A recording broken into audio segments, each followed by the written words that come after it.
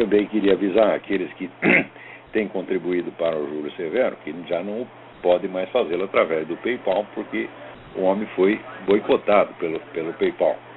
Houve uma campanha de uma organização gay, uma organização gaysista, que diz que tem 500 mil membros, né, e tem dinheiro que não acaba mais, e se mobilizaram para tirar os recursos de um pai de família que está aí vagando de país em país com uma mulher e 4 filhos sem ter onde cair morto. Quer dizer, uma coisa de uma covardia, de uma mesquinharia fora do comum. Mas isso para a cabeça dessa gente, cabeça de esquerdista, é assim mesmo. Né? Então não é possível mais contribuir pelo PayPal, então vocês vão lá no http://juliosevero.blogspot.com, tem instruções sobre como vocês podem dar uma força para o Júlio através do Banco Itaú. Porém, é importante saber que esse episódio do Júlio Severo não é um caso isolado. Hoje mesmo saiu no próprio New York Times aqui uma notícia de que várias empresas grandes, Apple, Microsoft, Netflix, Walmart, todos eles estão retirando os seus patrocínios de associações de caridade cristãs por pressão de movimento gaysista. Quer dizer, a ideia é estrangular as fontes de financiamento de todas as organizações cristãs. Isso é um plano de alcance mundial, esse é gente de muito dinheiro que está por trás disso. Agora, o curioso é que essas firmas, elas cedem perante uma petição de apenas 300 ou 500 assinaturas, pega 300, 500 assinaturas, manda fechar o patrocínio e fecha o patrocínio. Então, tem vários grupos cristãos aqui que já foram, então, sufocados nas suas fontes de subsídio e não vão poder sobreviver de maneira alguma, a não ser que arrumem outras fontes que também sofrerão então esta pressão.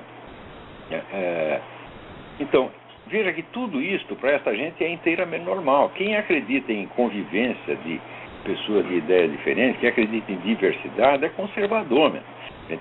Veja você, durante o regime militar, o tão mal falado regime militar, havia um monte de esquerdistas que ocupavam cargos, que eram convidados pelo governo para ocupar cargos, que ganhavam prêmios. Você veja, em pleno governo do Marechal Castelo Branco, o Nelson Werneck Sodré, que é um famoso general e historiador comunista, mais comunista que Lenin, ele escreveu um livro que chama A Fúria de Caliban, falando da perseguição aos intelectuais no regime de 64.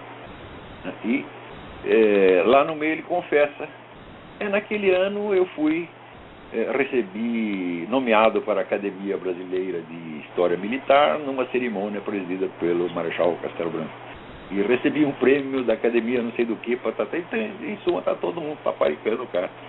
Virou um número de reitores, professores comunistas, que não só estavam e permaneceram nas suas cátedras sem que ninguém o incomodasse, mas o número do que foram convidados. Honrarias concedidas, isso foi durante todo o regime militar. E isso para a cabeça de conservador é normal. O conservador quer apenas estabilizar as coisas. Vamos dizer, e o próprio regime militar, vamos dizer, ele perseguiu a esquerda, mas reduziu a perseguição ao mínimo. Quer dizer, somente se voltou contra a esquerda armada, contra terroristas e seus colaboradores diretos. Tanto que ao longo dos 20 anos de regime militar, passaram pelas cadeias brasileiras, um total 2.000 pessoas. A maioria passava um dia e ia embora, como Lula. Né? O Lula parece que ficou 15 dias lá, se mandou. Se não havia nenhum indício ou nenhuma prova de ligação com a organização armada, o sujeito era logo dispensado. Né?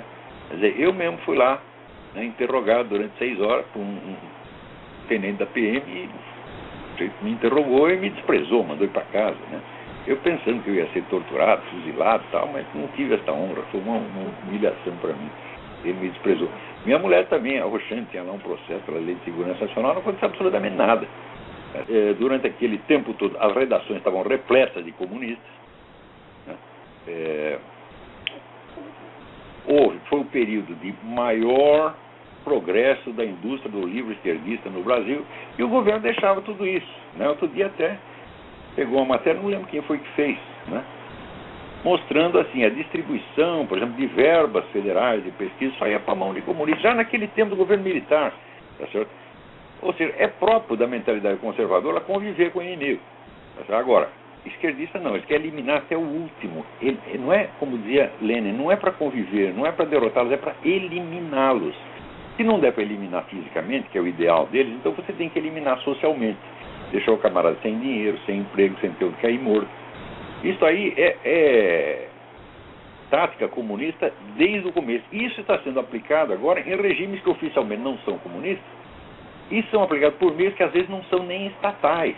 Hoje em dia você tem esse sistema das ONGs, quer dizer, são entidades, entre aspas, não governamentais, mas subsidiadas por governo, por fundações bilionárias, etc., que adquirem um poder extraordinário e simplesmente estrangulam as pessoas que eles não gostam, tá certo? Então, você vê que esse negócio de cortar as fontes de subsídios de organizações criadas, essas organizações de caridade estão lá mantendo hospitais, estão cuidando de criancinha pobre, etc., vai ter que tudo fechar. Então, nessa altura, por que vai escapar, né, o Júlio Severo? Então, notem bem, gente, vocês não sabem com quem estão lidando. Essa gente, eles querem o poder total, onde não pode haver uma única voz contra, nenhuma. Você não pode sussurrar, ou seja, é um regime de controle soviético, isso já está implantado no Brasil, implantando aqui nos Estados Unidos. Quer dizer, eu penso assim, onde estão, em que mundo vivem esses conservadores, ou direitistas, ou tucanos, onde eles pensam? Isso vai passar, não vai acontecer nada. Não, isso está piorando dia a dia e vai piorar muito. Esse caso do Júlio Severo é de uma extrema gravidade. Quer dizer, por mais que você discorde do Júlio Severo, eu mesmo frequentemente discordo, tá certo? Qual é o sentido de pegar um camarada que ele só tem uma coisa, ele tem o blog dele. Ele não está ligado a nenhuma organização, a nenhuma igreja, não tem ninguém por trás dele, não tem nenhum patrocinador, não tem nenhum financiador, não tem nada. É apenas um indivíduo solitário sem recursos. Quer dizer, o cidadão comum não pode mais ter uma opinião que os camaradas não gostem. O que é isto?